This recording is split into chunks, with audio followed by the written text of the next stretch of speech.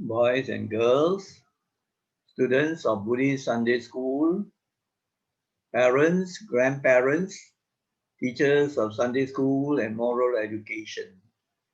May you all be well and peaceful. Now today I'm going to tell you a Malaysian story that has good moral lessons and also good Dharma points to learn. The story is titled The Greedy Captain, right? And it is a Malaysian tale with a moral.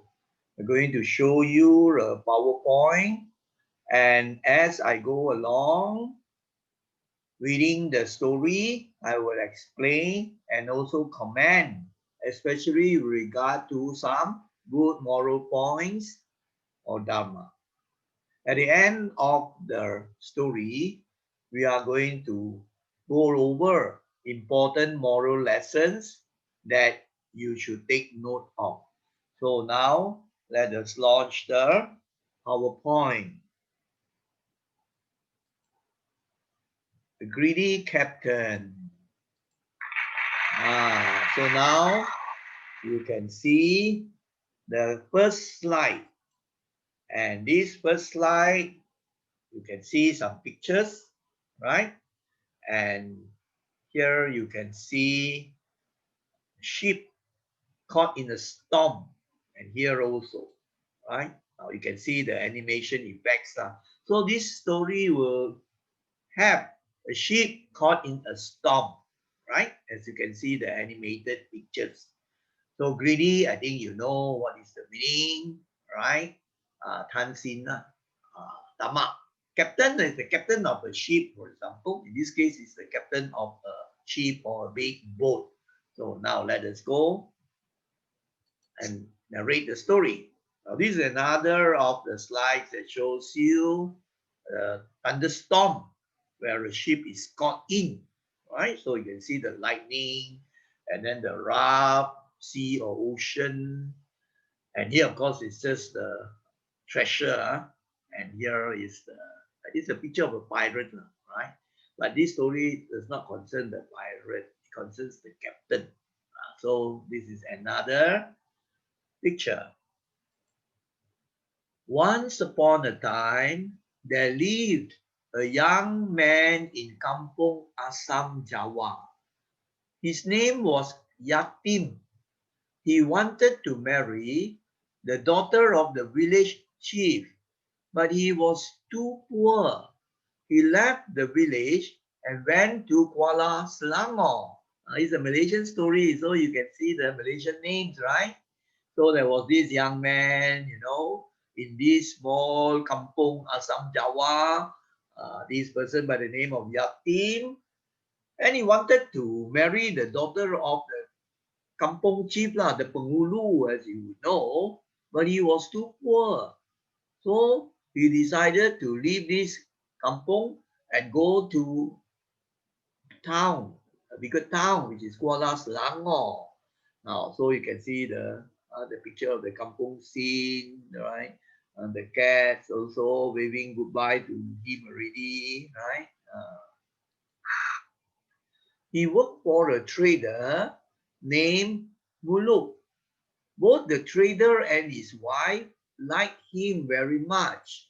Before long, Yatim married their daughter. He became a captain and was known as Nakoda Yatim.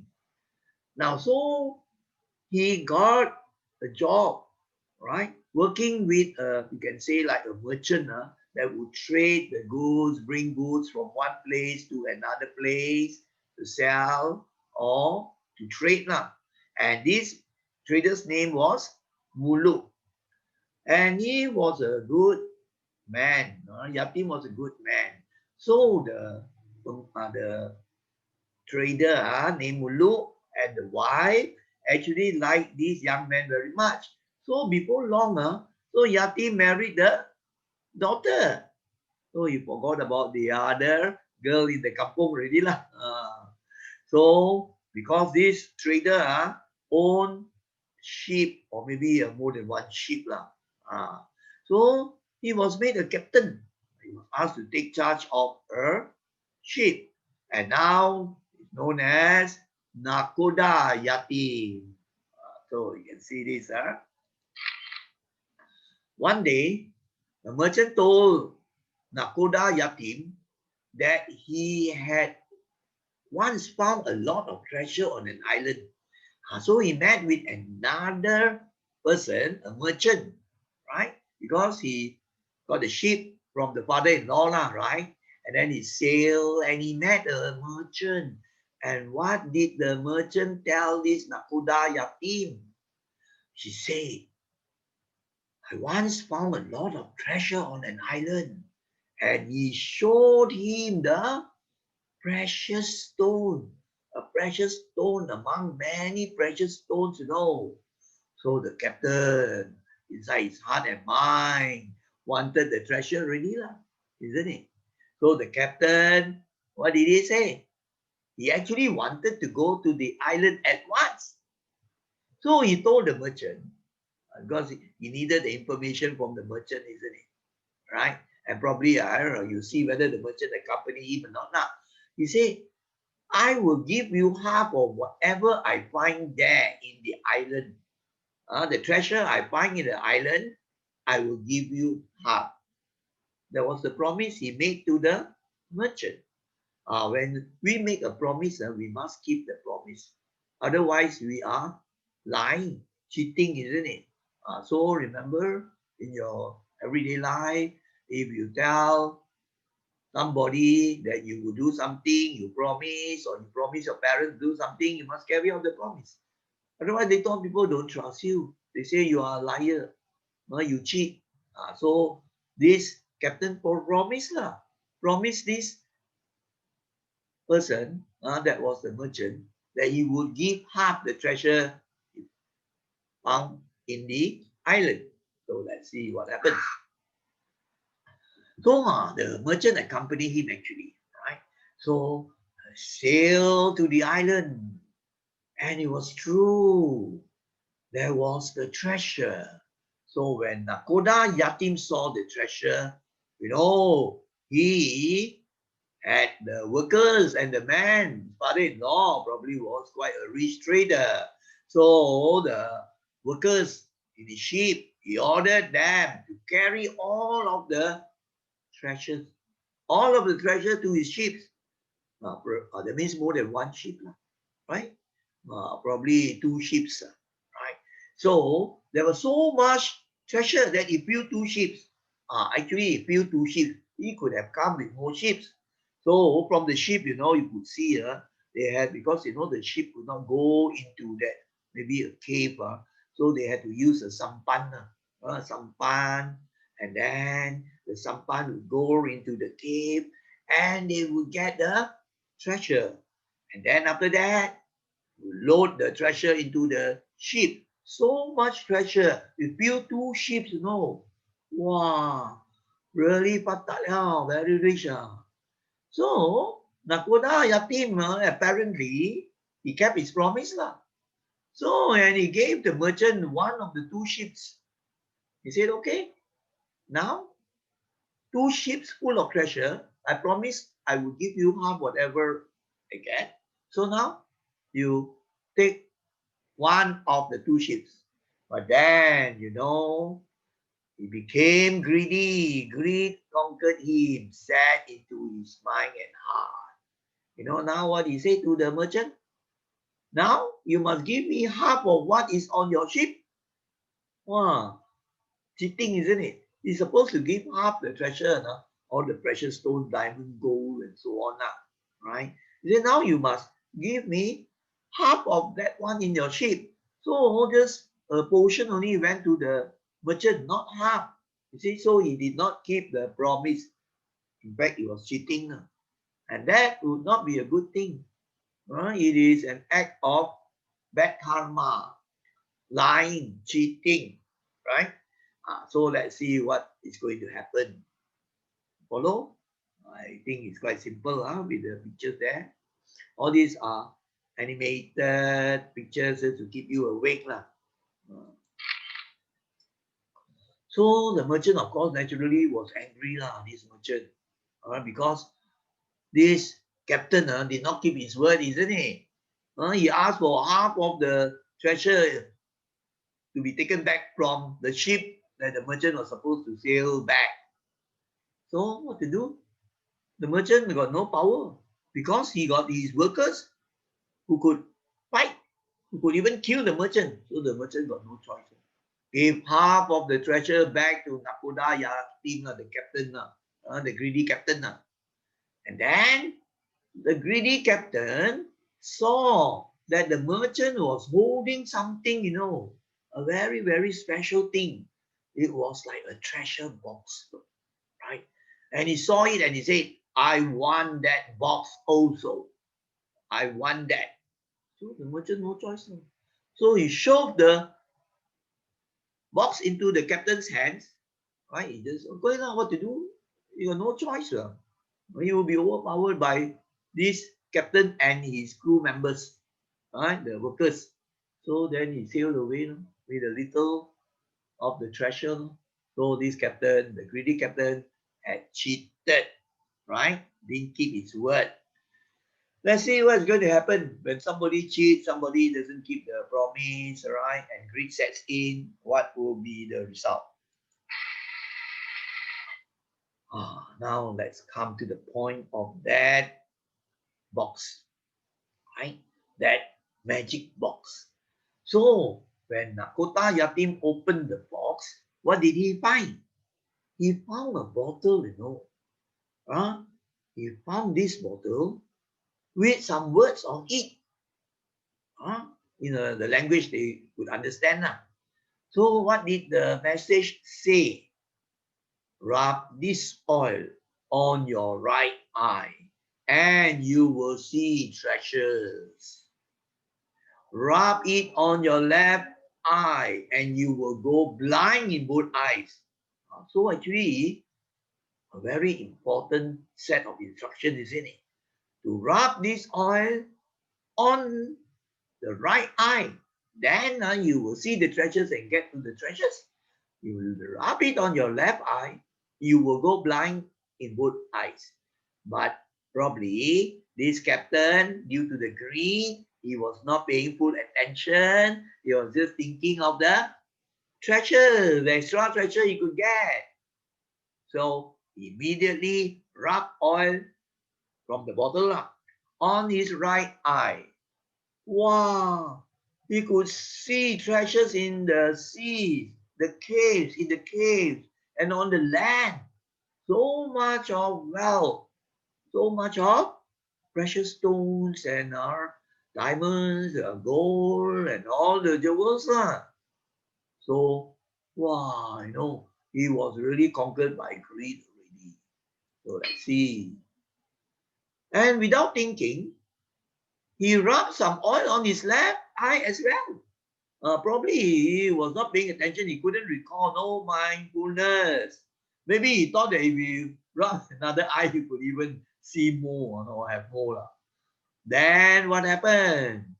The things around him all became blurred, right? Foggy. He couldn't see clearly. He couldn't see at all because just now the message said, rub the oil on your left eye, you will become blind.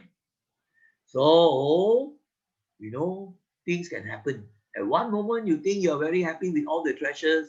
The next moment, something terrible can happen, right? These are the forces of nature. And if we do bad things more likely, you find terrible things can happen. Good begets good, bad begets bad. So suddenly a storm broke out. Big waves hit at the ship, right? And he being blind, it was quite difficult to act as a good captain, efficient captain, right? Because he could not see. So very hard to give instructions to the workers also.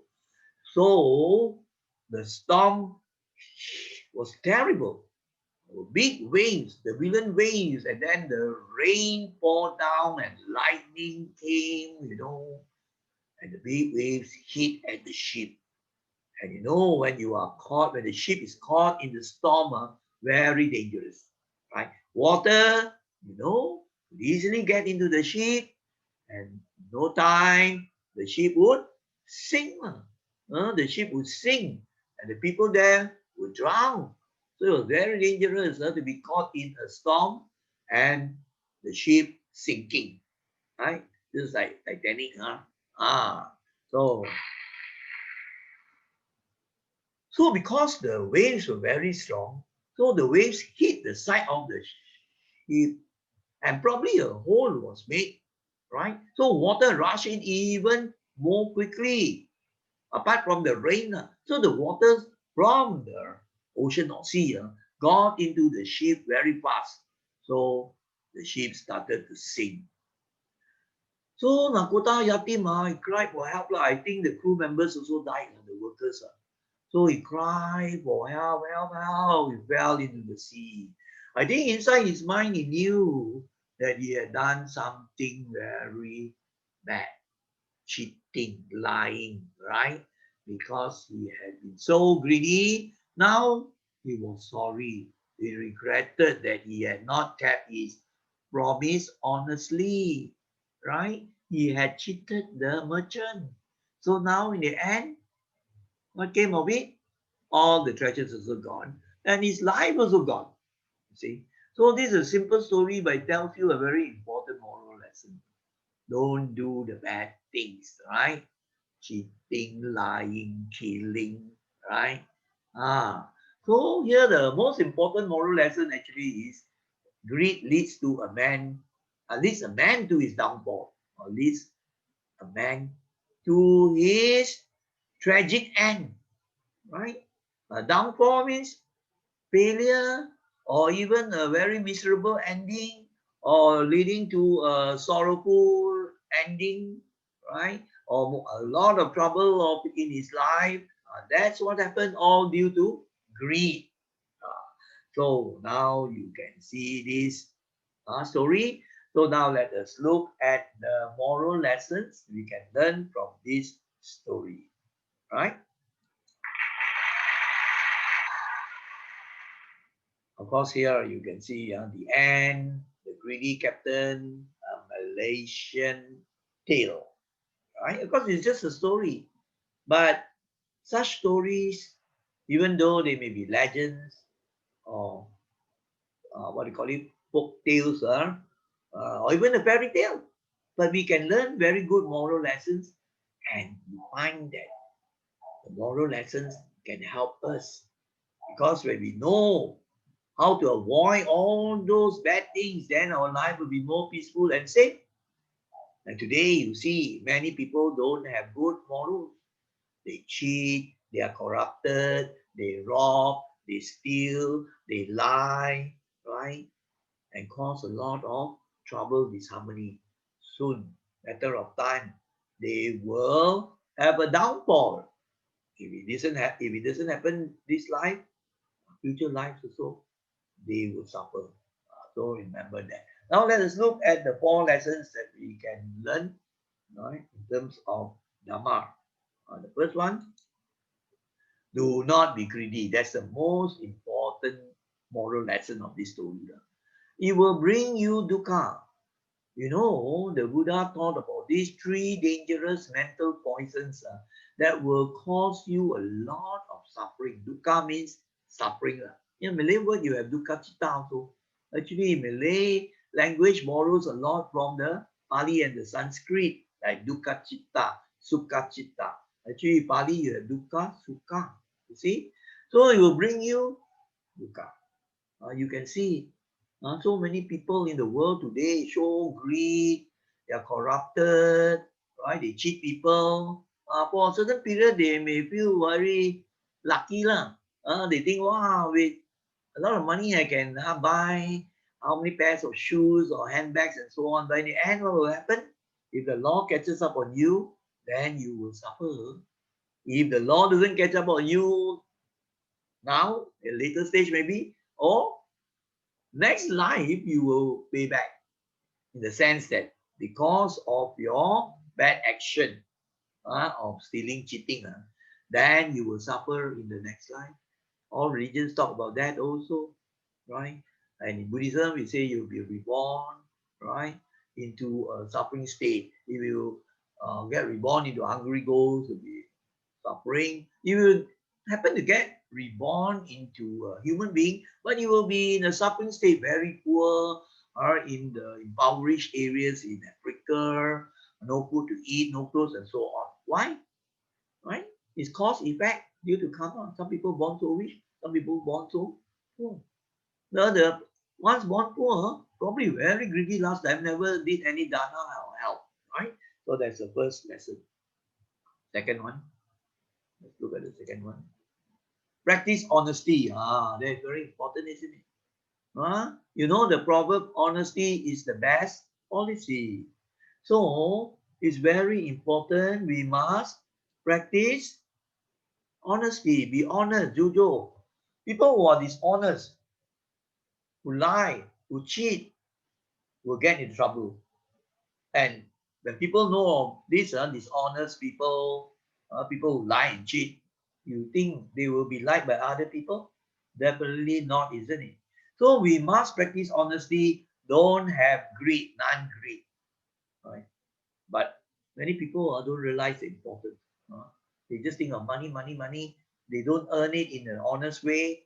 They cheat or do the illegal type of work, smuggling drugs, smuggling women, that sort of thing, or robbing, right, or cheating people through white collar crime.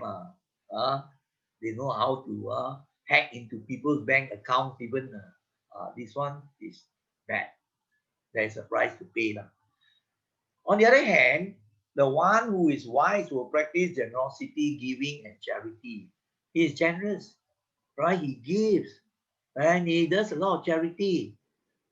This Ajahn Dhammabuddha used to tell the story of the richest man. He says, Bill Gates, he earns so much, but he gives more than 90% to help the poor people in Africa. And what, I'm listening to his talks. So that generosity or giving is a good act. And he will be reborn again next time in a good reign, and then also full of wealth, right? Because of the practice of generosity and charity. So that is, or what in Bali we say dana lah, do dana. Be always mindful of what you think, speak, and act. Three aspects, right? You must always know, be aware of what you are thinking. Like this guy in the story, he was just thinking of money. But the time was jewelry and precious stones, right? He was just thinking of the treasure also. So the mind was full of greed. So it was conquered by all those greedy elements of wanting more and more. And he forgot even the instructions. Not mindful, not mindful of the instructions, and he rubbed his left eye, isn't it?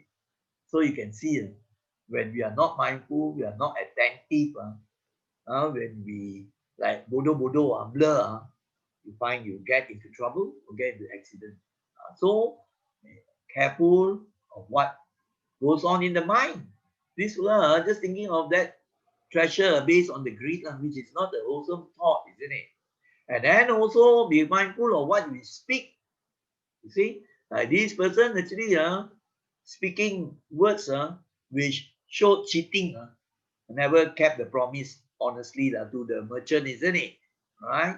And so when we speak, for example, harsh words that cause people to be hurt, like this fella wanted the box from the merchant, probably he spoke some very harsh words which really put fear in him. If you don't give, you see what will happen. So speaking also not in a loving way or with metta, maybe force, harshness. That also is not good karma. And the third one, of course, is your action. Right? Your action, you steal, you rob, right? Or you kill, or you torture another person. All these are bad actions, right? With unwholesome karma. And they will have the effects of giving you the dukkha, this life and future life. So So important thing is avoid all the evil things which we have done many times in previous lessons already. But we have to be reminded time again and again, right? But we have been studying this 40 years already, still study, so that it goes into our heart and our minds, right? So that's the third point. Now what about the fourth one? Watch your mind. Be careful of bad thoughts. Discard. Discard means throw away. Throw all those bad thoughts away and then replace by good thoughts. So we must always, very important, we must always watch your mind. Is the mind filled with greed? Then you say, wow, very dangerous. I learned this in Dharma. So then you no need to read, you watch it, it will go down, no? Because you have wisdom arising, that greed will lead you to suffering state. So you say, now I'll be contented, I must be honest, I don't want to go and steal. My friend asked me to go and steal another person's things, mango or rambutan. Wow, the mind, wow, mango, rambutan. Greed sets in, but he is watching the mind. You see, this person's smart boy, right? Then he remembers the Dhamma he has learned. So he says, no, no, no, I won't follow my friend, right? I will have dukkha later. So watch your mind. Greed. And then the other thing is the anger, ill will, and the enmity. So sometimes you find your mind is filled with anger, isn't it? If you don't watch your mind and say, oh, now you should actually watch your mind and know mindful. My mind is angry. Anger is not good for my health. Anger actually generates bad karma. It can bring dukkha, this life and future life. So we tell ourselves this. The moment you know it and watch your mind, this anger goes away. It's just like the devil, the mara of anger goes away. Right? So first one, greed. The second one is anger. Some people don't do that. Many students you find, wow, the moment anger sets to their mind, they wall up other fellows, they fight and cause hurt. And then you hear of cases where the son gets so angry, he kills the father. Then after that, you regret for the rest of the life. Of course, he will be sentenced to life imprisonment or maybe death, right? So you see how dangerous it is. You don't watch your mind. If anger comes like that, you watch your mind. This is a mental poison, Mara. No need. Anger, anger, anger. You cannot tahan, you walk away. No? So be careful of this second one. And the third one is delusion. Delusion is bodoh-bodoh lah. And then ego, very proud. And then got the wrong belief. Say, no karma one lah. Next time die already, also nothing already. Where got the rebirth? He doesn't know the Dhamma. He doesn't understand that there is this karma and the results. Karma vipaka, they call it. So this is delusion, having the false belief, the wrong belief. So they go and do the wrong things. Right? No wisdom. That also very dangerous in the mind. You can see a terrorist got wrong belief, say, wow, I go and kill all these people, then I can go to heaven. If they believe like this, it's delusion, isn't it? You torture people and cause people suffering. Is it a good act? Cannot be a good act, isn't it? So this is the poison of delusion, ignorance, right? So remember, these are the three greatest mental poisons.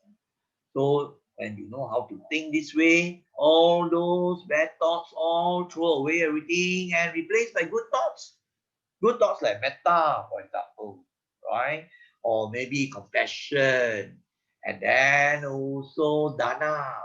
You thought I think I want to go and help this case so poor, or want to go and give food to the monks who come for alms bowl, right? Alms rounds where they need food. So all these good acts fill your mind with all those good karma, right? Acts of kindness, then the thoughts of kindness. So follow this, then you are on the right track, and peace, happiness, right, will come to you. You'll be successful. So you know how to live your life properly, and you must start from young.